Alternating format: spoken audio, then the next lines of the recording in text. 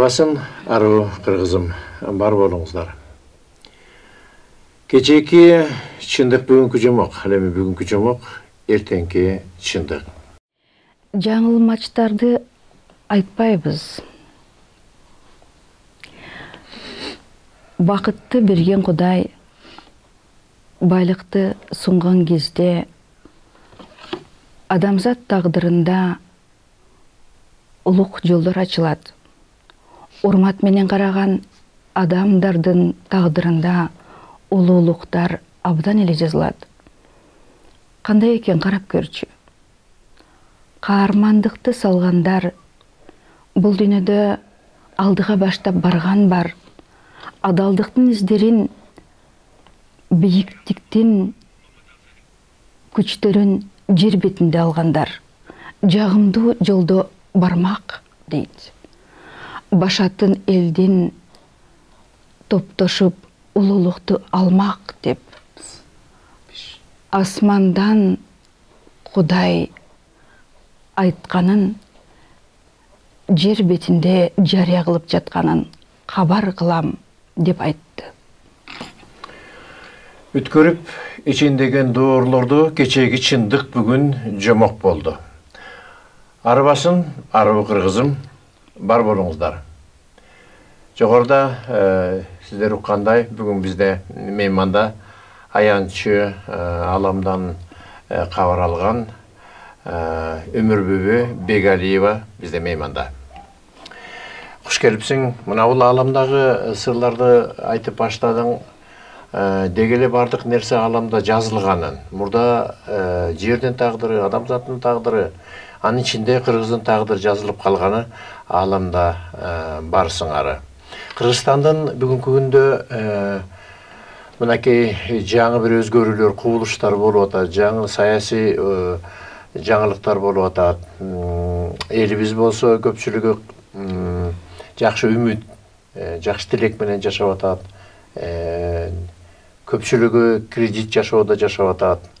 Дегеле өтө көп кырдуу жашоо болуп атат. Ушуга кыргыздын келечеги жөнүндө кандай байланыш ала аласың?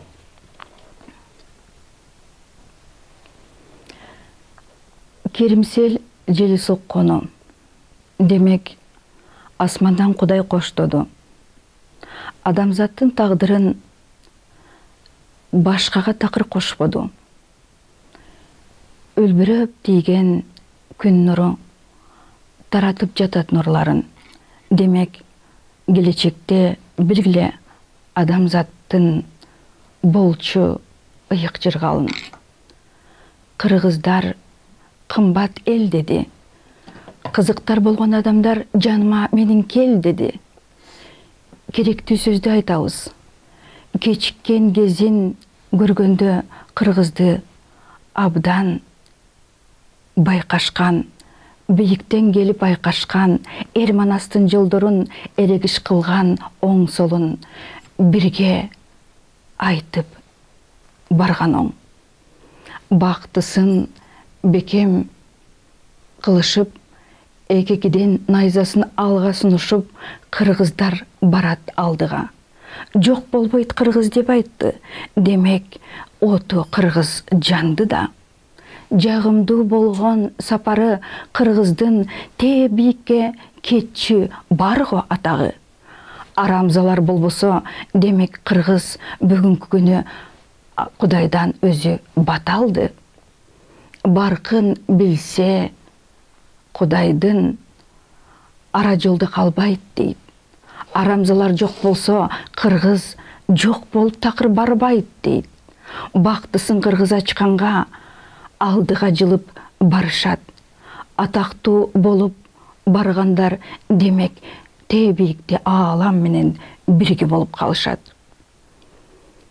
Кат-кат болгон асмандын 8-чи катмары мына ментип жерге ырды салышат. Кудайдын берген жолдору демек кыргызды бүгүн колдоду. Тээ бийиктен келген сап ал кыргызга келген болжолу. Буурташтар болбосун, демек кыргыздын жолун Кудай ар тараптуу оңдасын. Асмандан келген Манас жолун ушул жолго бекем деп бир болжосын. Боордуктоп баргандар, демек алар ылдыйлап бир аз калгандар. Жүргүлөп абдан калгандар, демек жылас кылып баргандар. Казынасын тоношуп жаткандарды көргөнбүз. Көбүртүп айткан сөздөр көп, бирок муну ушинтип алдыга жылып көнгөнбүз. Көңүлүңөр чөкпөсүн. Кей адамдар өзүнөн өзү көппөсүн. Көбүртүп айткан сырлардын, тээ келип турган ырлардын, ар сабында сыры бар, демек кыргыздын ачылчу абдан ыры ал.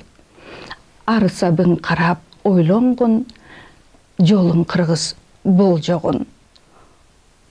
Бирге болуп барарбыз, демек Кудайдын сөзүн аларбыз. Адамдар биз биригип, Манас менен бирге болуп каларбыз. Канатташ журтум келгиле, баарыңар Манас менен кучакташып бергиле. Кыргыздар Кудайдан бата алган деген жакшы сөз чыкты.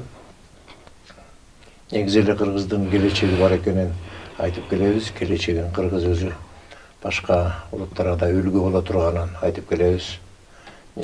Бул болсо өзүнүн кыргыздын өзүнүн дүйнө таанымына байланыштуу, үрп адат каада салтына, нарк населине байланыштуу болсо керек. Себеби бүгүнкү күндө кыргыздын дүйнө таанымына, дүйнө таанымын жолдоруна дүйнө эли, батыштын элдери муктаж.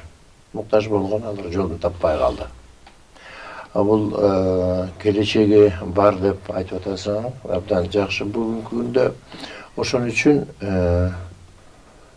дээрлик кыргыздар бүгүнкү жогоруда мен айткандай кредит жашоосунда. Ойлогонунун баары эртең кандай болот, келечек кандай болот, кантип балдарымды багам. Бул баягы материалдык дүйнөдө көкүрөгүн ээлеп алган сыңары. Анын үстүнө ошонун ичинде руханий дүйнөсү бар. Деги эле ошол Кудайдын батасын алган кыргыз, келечеги бар кыргыз. Азыр ушул материалдык дүйнө менен жүрүп туңуйга кептелип калбасын үчүн кандай кадамдарды жашаш керек? Кантип кадам ташташ керек?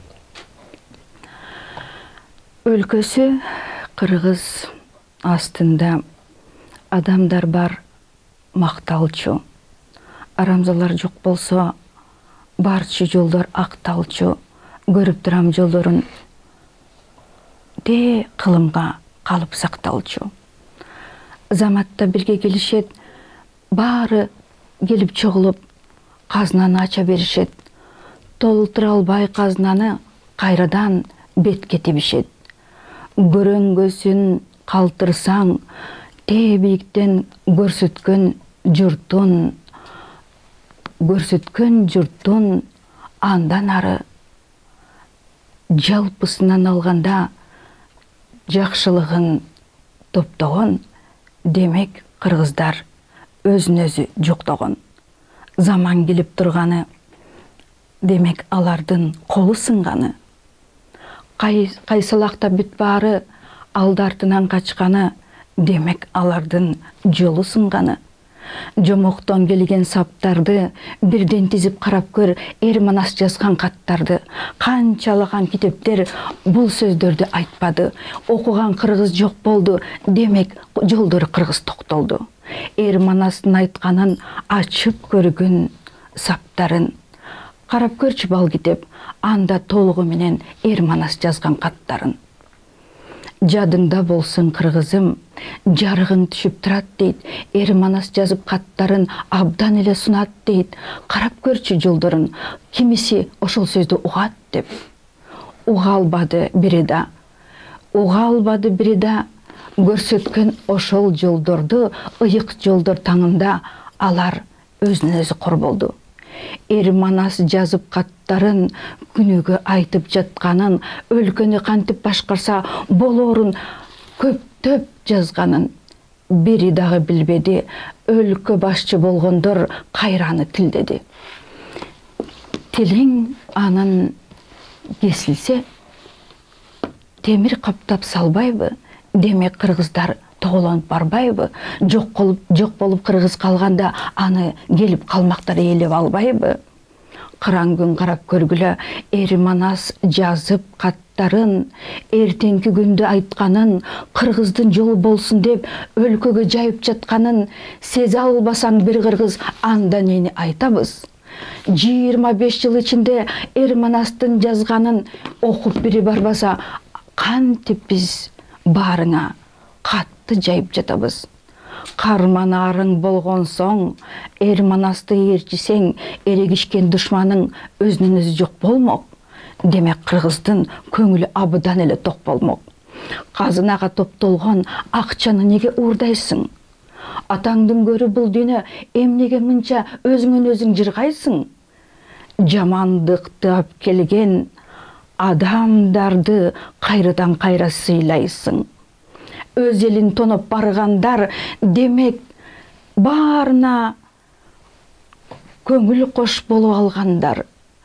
Өз жерин тоноп баргандар, демек өз көмөчүн үйүнө кое алгандар. Кереге жактан сыр келет, кең асмандан ыр келет. Эри Манастын айтканын баарга айтып ким берет? Жомоктон келген ак мөөрдү алдыңа келип таштады. Атаңдын көрү бул дүйнө кандай сөздү баштады? Манасчы десе, аны Манасчы деп атабай, бүгүн башка сөздү айтканы. Эри Манастын сөздөрүн айтып келген ак мөөрдү Манасчы дебей, кайсы бириң тескери кылып баштагы? Эри Манас жазды каттарын, өлкөнүн кантип жатканын, көтөрө албай жүктөрүн ар бир кызмат кылгандар өзүнө күлүн тартканын. Көңүлдө калган бул саптар керегеңди бош кылат, демек кыргыздын жолун жок кылат. Карманар Манас болгон соң, каттарды жазган Манасты уксаң, анан асманда абдан ток кылат. Жолуң анан оңолот. Жолдошуң болуп, жаныңда өзүнөн өзү кыргыздын баары корголот. Калк ичинде каармандар, өлкөнү баштап баралчу, жакшылар менен жамандар, араңарда кимиң бар? Өлкөнү баштап баралчу, мыктылары болбосо, анан кимден сурап турасың, кимдин сөзүн угасың? Кайсы жерге барасың, кайсы жерге барганда кантип өзүңдүн сырың жаясың? Өлкө башын карманган адамдарда сыр жогун, атаңдын көрү Эри Манаска келген сыр аларда такыр болбогон. Ушул жолун айтпадык. Бүгүнкү күнү жакырлары көбөйгөн, жардамчысы жок болуп, кыргыздын жолу ар жеринен башка жолго бөлөнгөн. Кейпин көрүп ыйладык, киримсел жел соккондо Ханыкей мында келди дейт. Катарын карап Манастын алдагы өз алдынча айтып сөзүн берди көп. Кагылаген балдарым, кыргыздын жолун кармангын, өлкө ичин тоногон адамдарды өзүңөн өзүң жок кылып алданган жолдон сен да алданып барбагын. Мыктысы кыргыз болбоду, бирок баары бир Кудай кыргызды абдан эле колдоду. Кыргыздан чыккан эрлери жок, бүгүн жолу оңбоду. Оорлошуп турат тагдыры, чындыкты айтсак, акырын анын жолу абдан эле тардыгы. Тагдырың кыргыз оңбоду, тагдырлаш болгон адамдар баары бир сени колдоду. Асман сени колдоду, Кудай колдоп жолдоруңду оңдоду. Эри Манасты укпадың, 25 жыл ичинде жазылган анын каттарын бир дагы окуп өз ичиңен жутпадың. Кайсы сырың айтабыз, кана айтчы кыргызым, кайсы жолго акылды чачып жатабыз. Жардамчы болгон адамдын сөздөрүндө неси бар? Кең асмандын сырлары ичинде анын эси бар. Эси Кудай болгон соң, артынан анын ээрчигин, жардамчысы Манастын жолдорунда өз сөзүңдү катарлаша отуруп, Манас менен бирге кылып көчүргүн. Көчүрүп алгын саптарын, бул китепте айтып бүтүн жатканын, окугун кайрадан кантип өлкө тармагын оңдоо жолун жазганын.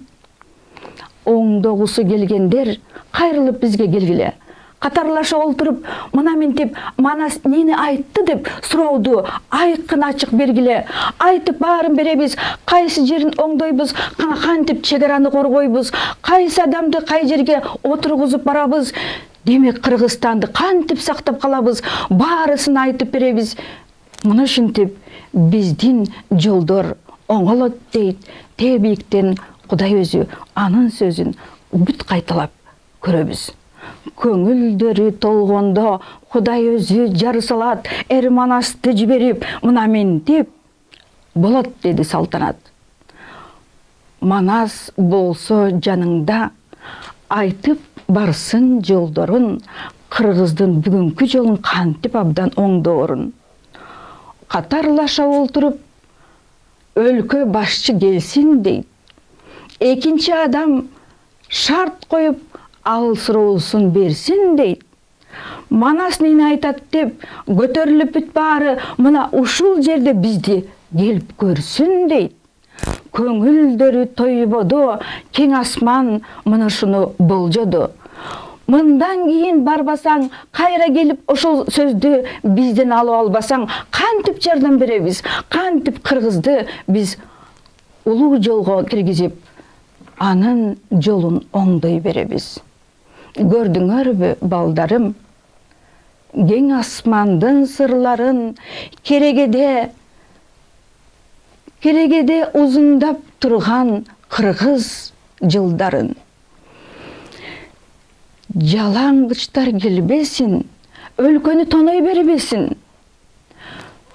Өзгөлөр мында келбесин, өзүнүн сөзүн Кыргызга кошо бербесин. Көңүлдөрүн көтөрүп, кээ бири жыргап кетти го. Алтынын түгөл көтөрүп, алар чет элге абдан эле жетти го. Айтып Манас жатканы, кана кимиң муну сезе алдың? Керегеден жел келип кирсе дагы көрө албадың, көзүң менен көр болгонун. Айтып бүгүн берелик, демек Кыргызга жолду ачууга мүмкүндүктү берели. Келгиле, мында келгиле. Эл башчысы келсин дейт. Айкын даана сүйлөгөн Манастын көзүн көрсүн дейт. Манас эмне деп айтты, аны суроо берип, өзү тактап бирден жообун алып, мында келип кетсин дейт. Жанындагы жардамчы экинчи адам келсин дейт. Өз алдынча олтуруп, сырларды абдан чечсин дейт. Суроо берсин канчалык, кантип өлкө оңдойбуз, кантип жолду басканда биз бийикте болуп Кыргызды абдан коргойбуз. Теңелде биз бийикке деген жолду алдыга төгүп беребиз. Манастын сөздөрүн бирден чечип келебиз. Келе алсаң келгиниң, келе албасаң муну ушинтип өз жолуңда жабылган куулган жолду көргүнүң. Куулуп баарың барасың. Берең да Манастын жолун ала албай, ушинтип жер астында каласың. Жамыраган жамы журт жайнап көзү турат дейт. Баарысы сурап, кантип Манастын сөзүн угат дейт. Манастын сөзүн айтылган араңарда адам бар. Мына ушул күйіп тұрған жамалдар. Айтып сөзін беремін, мен Манастың жердегі адамы хат чекенін барыңарға жария қылып келемін. Жаныма жақын келгілі. Жардамы Манас көргілі. Алдыма менің келгілі. Биіктен сөйлеп Манастың тұрғанын сезе білгілі. Көрінет сенің көзіңі. Келгілі мында келгілі. Көрінет сенің көзіңі. Манастың сүйкі мелесі, анын жа тартқанда жебесі. Жадырап барын келесің, жайнаған гүлді көресің. Аламдың сырын білесің, мұны жүнтіп, те биікте тұрғандар, асман менен жер үсті біріккенін мұны жүнтіп, көрген кезде кітептерді өбесің. Өрттөніп анан барасың, жылмайып мінтіп қаласың, жарқыраған қырғыздар, жарды болбой ошондо биікте тұрып жанасың. Манастың сөзін айтылған араңарда адам бар, ал жазды мынча қадамдар. Жазылған сырды білбедің, қырғыз, сен білесің бе? Түгөніп қайда жүргенің? Төгіліп тұрған ыр барын, ал ырларда сыр барын. Китепте ачып оқысаң, анда тұрған жырғалын. Байып күнде барасың, демек ошондо сен чыныгы Кудай жолун аласың. Манас менен бир болуп, бийиктикте каласың. Башкарып өлкө тармагын, элчилер мында келгиле. Баарыңа айтып беребиз, ким кайсы жерде экендигин көрсөтүп анан келебиз. Катчысы болот кими деп, башчысы болот кими деп, жардамчысы ким болот, экинчи, үчүнчү жана башка кимдери кай жерде кими болорун, кимиси канча жолу тоноорун баарын айтып беребиз. Мына ушунда кыргыздын жолун тездеп, тез арада те бийикке чыгарып, гүлдөтүп анан дүйнөгө кыргыз деген атты беребиз. Негизи аян алган адамдардан сүйлөгөн сөздөрүнө арбак тоскоол болгон келбейт. Ойлор бар, айтылган ойлор бар экенин ичинде. Бул сырлардын негизи эми кыргыздар эми бизде урдаба, тонобо деген сөздөр менен тазарып агарып кетсе абдан жакшы го. Негизи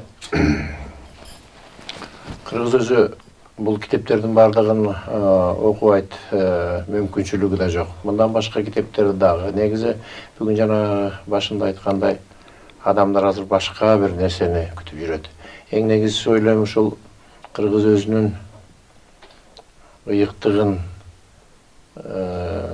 улуулугун сезсе, ошол сезип, анан ошого канатташ болуп кадам таштаса, дегеле кандай ойлор келбесин, ушул кыргыздардын оңолуп кетиши, кыргыздардын жашоосунун оңолуп кетиши, келечегинин оңолуп кетишин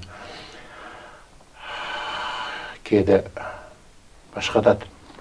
Чынын айтайын, сокурдун тилегин эки көз дейт. Кыргыздын келечегин тилеп, кыргыздын келечеги жөнүндө ойлонгон адамдарыбыз бар. Бийлик башындагылар мына бул китепти окуса, анан ошондон улам ушул жердеги сырларды ачса, мамлекетти кантип оңдойбуз деген ойлорду айтып атасың. Бул жерде адамзатынын өсүшүндөгү эң негизги мыйзам деп жазылат да.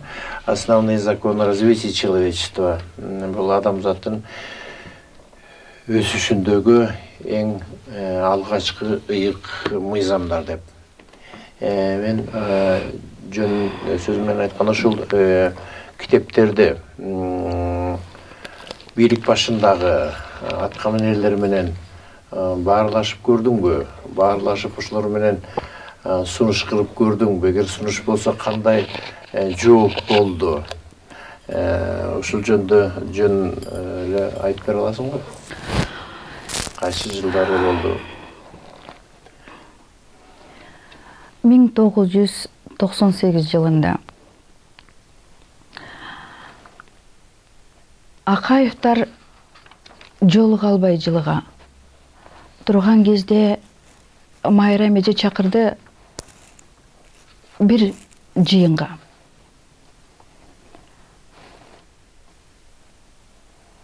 Ардактап сыйлашты, жаныбызда туруп баары ырдашты. Окуйт экен ал китептер. Апкелдешип китептерин кыйнашты. Анда бул китептер чыкпаган. Мени абдан эле өз алдынча сыйлашты. Андан ары уланганда түштөр көрдөм сандаган Акаев майрамдардын кээ бир учур дүйнөлөрдү жыйнаган. Андан ары Манас сөзү, кайрылуусу болду да кеткин деди. Аскар уулум, сен кыргызды кыйнаган. Жаздым, көптөп жаздым, таркаттым мен элдерге. Барактарды келип жаткан окурманга, башкаларга, пендеге. Аманбек Карыпкулов ушул киши айтты да, сенин жазган ырларыңды Акаев Аскар окуп жатты да. Неден кетти билесиңби? Неден качты президент? Качып кетти окуганда Манас сөзүн кеткин деген көпүрөт. Билесиңби? Неден качты? Билбейм дедим. Дарыкана жайыңда жумушуңда таркаткансың бүтүн элге баарыга. СМБдан адамдардын алып келип бергенин өзүм көргөм деп айтты ал. Ошол кезде жөн-жөнүн. Манас кет деди деп коркту дагы качып кетти. Билем ушул кеткен жерин президент пенденин деп айтты да сөзүн анда бүтүрдү. Ошол жылдар 2004 кабар келип жатты да Акаев кетсин деди. Курманбектер келет деди башчыга. Бир жыл өттү. Бакиевтер келди, башчы болушту. Алар дагы Акаевтай болуп кайра койду, бирге союшту. 3 жыл өттү. 3 жыл өттү. Келди кабар кайрадан. Бир мүнөттө кетет деди Курманбек да кайрадан. Китебимди бердим ага. Ал кишиге бердим мен. Окуду деп айтышты да. Окуп жатат деп айтышты. Жардамчылар барганымда, сураганда ал жайга. Мына ошентип окуганын, кабар келген жайларын берем дедим, бирок жете албадым. Эң башында айтканымда, сиз президент болосуз деген сөзүм кабыл алып, кубанганын көргөм 2004 жылында. 2005 президент болду дагы, президент болгон соң келген кабар берсем кабыл алышпады ошол бойдон. Жомок деген мына ушинтип жаралат. Тээ бийиктен келген ырлар жер бетине бара алат. Окуганын окушту. Кабыл алган жерлерин кабыл алып коюшту. Бираз убакыт соң алар кайрылбады. Ошондон жаңылышты, дүниеге тоюшту. Тоба келди салдым дағы, андан ары барбадым, Атамбаев тұрған кезде жандабадым қалғанын. Көңіл қалды, ұқпайт дедім, ұқпайт елдің арманын. Мұны шынтеп, мен аларға барбадым. Китептерде толған қарман аттар бар аталған. Текебаев, ал жөнінде абдан еле жазылған көп қатардан. Манас айтат, Өмірбек ұлым, ел башчысы болбойсың, бола албайсың, оңдобойсың, сен бір оңдоп койбойсың. Жазылған ал бұл жерде. Бабанов ал кишиге дагы айтты, президент сен болбойсың, жана башка толгон токой сөздөрүм бар. Кең аламдан берешендик болгойсуң. Жээнбековду алдын ала айттым, жаздым. 3 жыл бою башкара албай, андан ары таш жарат. Көтөрүлүп эл барат, көбүргөндөн бүтүн дүйнө таң калат. Мына ушинтип Жээнбеков алда кетип ел калат. Бул китептерде кимдин кандай болушун, кимдин бийликке келишин дагы алдын ала айтымчылык кылып турбайсыңбы? Кимдин аттары бар аталган, ачык аталган. Анан ошолор аталардын дагы ошондой сурансаңбы дейм да, аталардан. Негизи бардык нерсе буйруктан турабы? Бардык нерсе буйруктан. Бардык нерсе өзү бышып жетилгенде, убакыт сааты жетилгенде, каалайбызбы, каалабайбызбы, ошол жолдор ачылат. Ошо мына бул китеп жазылганына ошо мына 25 жыл болду. 25 жылдын ичинде көңүл бурбады. Эч ким көңүл бурбады. Эч ким көңүл бурбады. Айтайын дегеним, барлар алды. Адахан Мадмаров жөнүндө да жазылган жерлер бар. Ал киши сатып алып кеткен, өзүм көрдүм көп китептерди. Эми башкаларды көрбөдүм. Алышат окшойт башка нускадан.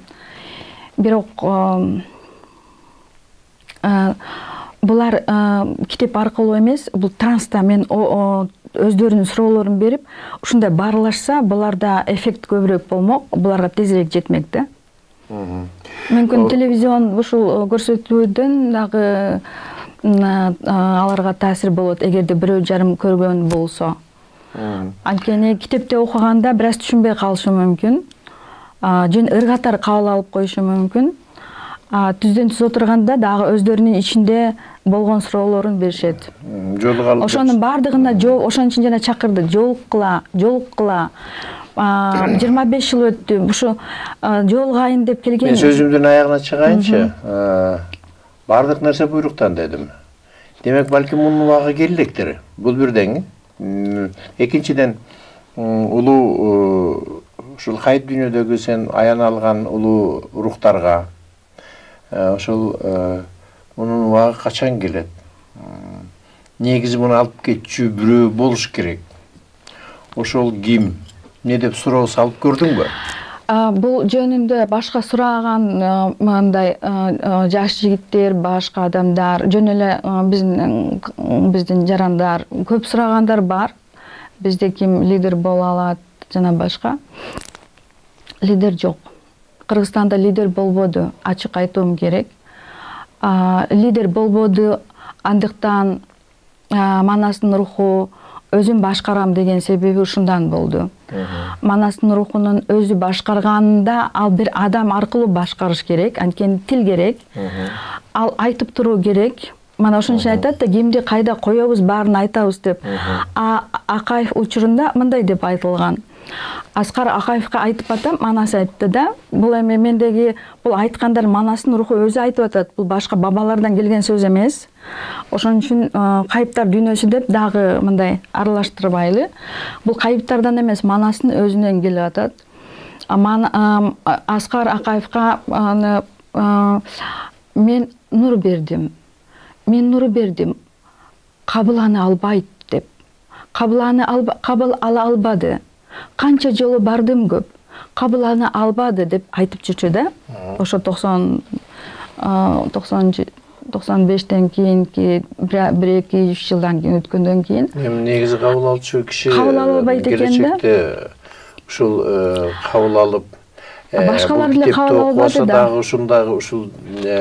Ушунда жазылган ойлор, ушунда жазылган улуулуктар бул аламдын акыл эс казынасына түшкөн нерселер да булар, акыл эс казынасынанчы аламдагы ошондой көкүрөгү даяр адам негизи азырынча балким жок деп атасың. Лидер жок деп айтылып келатат. Аны үчүн дагы бул эми келечекте өзүн өзү байкагандар болсо, жаштардан, кийинки муундардан болсо, келсе мынтип ошолорду мындай көргөзүп, конкретно мындай айтып берүү мүмкүнчүлүк манасын өзү айтып берет.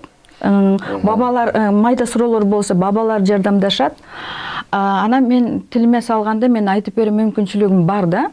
Эми мен деле жер бетинде көп өтө көп жашай албайм да. Биз мезгилдүү келген адамдарбыз. Ошону колдонуп калса деп мен ошого көп чырылдадым. Мен теги бул бир жактарга чыкканда ушуну айтууга аракет кылам, бирок кабыл алынбады. Кабыл алынбай эле келатат негизинен. Анан алган учурларда болгон. Анан жана сиз айтып атасыз, мен азыр транста турган үчүн тилим бир аз бурулуп турат. Сиз айттыңыз бул буйруктан деп. Буйруктан эле боло бербейт. Адам өз тагдырын өзү жасайт. Бирок өзүнүн ошо берилген тагдырынын рамкасында да, ошонун чек арасында да. Бабановду айтайын. Бабанов жөнүндө келгенинде бул мен кошуналарым сурады да, ушинтип сурайт да, бир сөзсүз түрдө бир күбөлөр болуш керек да. Менин кошуналарым бул прокуратурада иштеген, чоң прокуратурада иштеген. Кандай дейсиз, ким президент болот деп кой союшуп сурашты. Кой союп кан чыгарганда эми аларга толугу менен аянды бардыгын ачып берет да, сырларды ачат да. Кудайга курмандык чалса ачат да сырданын. Алардын үйүндө 2 киши отурду. Мен үчөөбүз гана отурдук. Ошо 10 кишилик дасторкон жасалыптыр. Бул өтө маанилүү нерсе, анткени ошо уруктарга арналды да. Алар билбей эле жасаган чыгар, бирок ошондой болду да, ошондой болуп калды. Ошондон айтылды. Алар эми өздөрүнүн мындай иши үчүн керектүү сураганы менен, бирок ошондо айтылды. Мен жазбадым, кийинчерээк жазып Facebook'ка койдум, бир азырагын. Ал жерде ошондой айтылды да. Бул Атамбаев суранды. Атамбаев суранган үчүн ошол Жээнбековду суранды. Жээнбековго бата берилиптир да. Бирок Жээнбеков Атамбаевсыз башкара албайт деди. Мен бул жөнүндө Facebook'ка кийин жазсам, адамдар эми мындай кээ бир адамдар Жээнбековдун катарлаштары аларга жакпады да. Эмне үчүн Жээнбеков башкара албайт Атамбаевсыз деп. Эми сөздүн ачыгын айтуу керек да. Атамбаев Кыргызстанды көтөрө албайт, бирок Кыргызстанды сактап калуу мүмкүнчүлүгү бар адам деп мага келген информация ушундай болгон да. Ошон үчүн мен Атамбаевди кандайдыр бир деңгээлде колдоп жүрдүм Facebook'та аябай. Анан өзүнө Атамбаевдин президент болорунда анын СДПКсын колдоо, манасынын руху колдоду. Көп күбөлөр бар. Дөлөтбек Шадыбеков, Асейин агайдын фамилиясын уnuttум. Салымбеков, старший Салымбеков, Мамытбай Салымбеков, кайтыш болуп кеткен Чыныбай Турсунбеков, анан да аларды чакырып, ошол аксакалдар бир учурда ушундай чоң жыйында ушуларды айтып бер дегенде айтылган да, ошолар күбөлөр бар да. Ким президент болору, манас кимди колдоо деп айтканы, Алмазды колдогула деди. Ошондо Өмүрбек Текебаевдин партиясы алдыда келаткан, анан мындай партиялык шайлоо болгондо артка түшүп калды да. Бул манас ошол Алмаз Атамбаев бизде өзү Кыргызстанды көтөрүп кетчү лидер жок экен, бирок Кыргызстанды бүгүнкү күндө маселе бул Кыргызстанды жоготпой кармап калуу маселеси да. Сактап калуу. Өмүрбек Бабановду жөнүндө сүйлөп келатып, мен мындай тегиз айтайын дедим да, анткени менде информация көп. Анан Бабанов жөнүндө кичинекей, бул жөн тагдыр деген эми айтайын. Ошондо Бабановго мындай айтылды. Бабанов да койду да, жана президент ким болот дегенде Жээнбеков болот, бирок Жээнбеков 3 жылда эл көтөрүлөт, Жээнбеков анткени башкара албайт деп айтылды.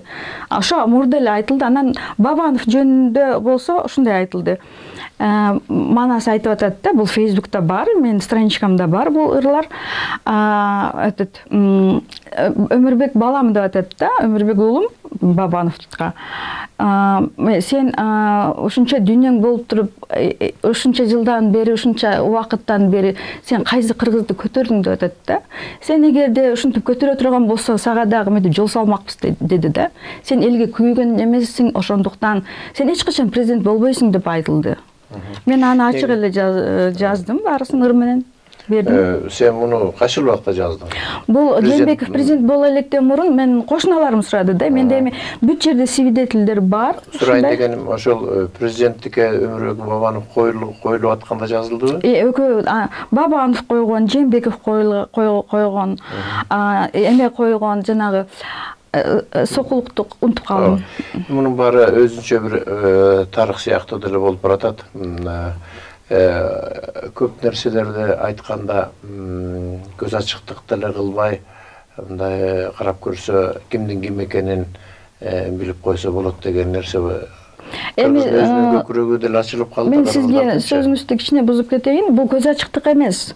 Бул Кудай мен өзүм жок, мен көп 25-26 жыл болуп баратат. Мен өзүмдүн байкоо жүргүзүүмдө Кудай эч качан көз ачыктык кылып бербейт, көз ачыктык жасатпайт экен. Багыт берет экен да. Бул ошо президенттердин берген багыттарын мен күчтүү айтып бере алам. Башка иштерде топчуң жоголсо же бирдекең жоголсо өзүңдүкүндө билбейсиң да. Ошон үчүн мен ушу бир нерсени түшүндүм. Бул чыныгы Кудайдын системасында болсо, Кудай багыт берип турат экен. Калганын өзүң таразалап, өзүңдүн акылың менен иште да. Өзүңдүн аракетиң менен жаса. Мына Бабанов деле президент болуп калмак экен. Эгерде ал элге күйгөн адам болсо, өзүнөн кетти.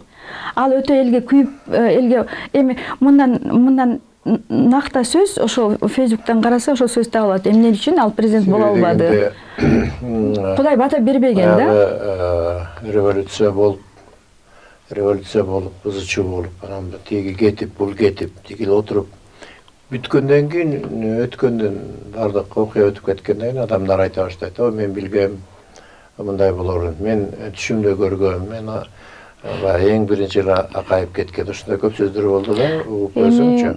Эми аян алышкандар болот да, түш аркылуу, кээлер мындай ачык байланышы жок болушу мүмкүн да, болгону өздөрү билбей жүрүшкөн.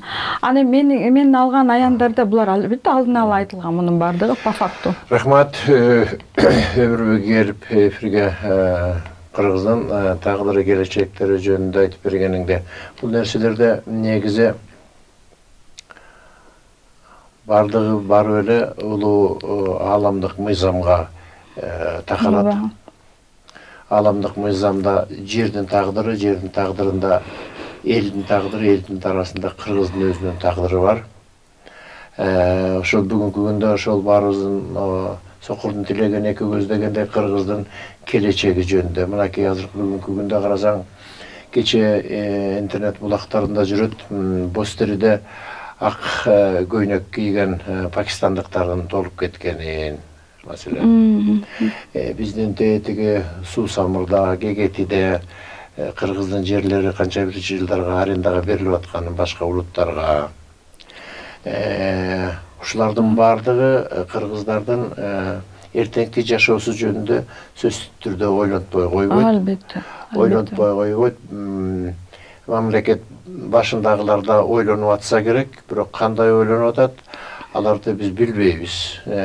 Ал эми карапайым эл болсо, күйіп атат. Бугай кабаратабыз, Эмне эмне болуп болуп атат атабыз. деп кейип атат. Ошол үчүн суроо бергеним Кыргыздын келечеги кандай, эмне болот деп.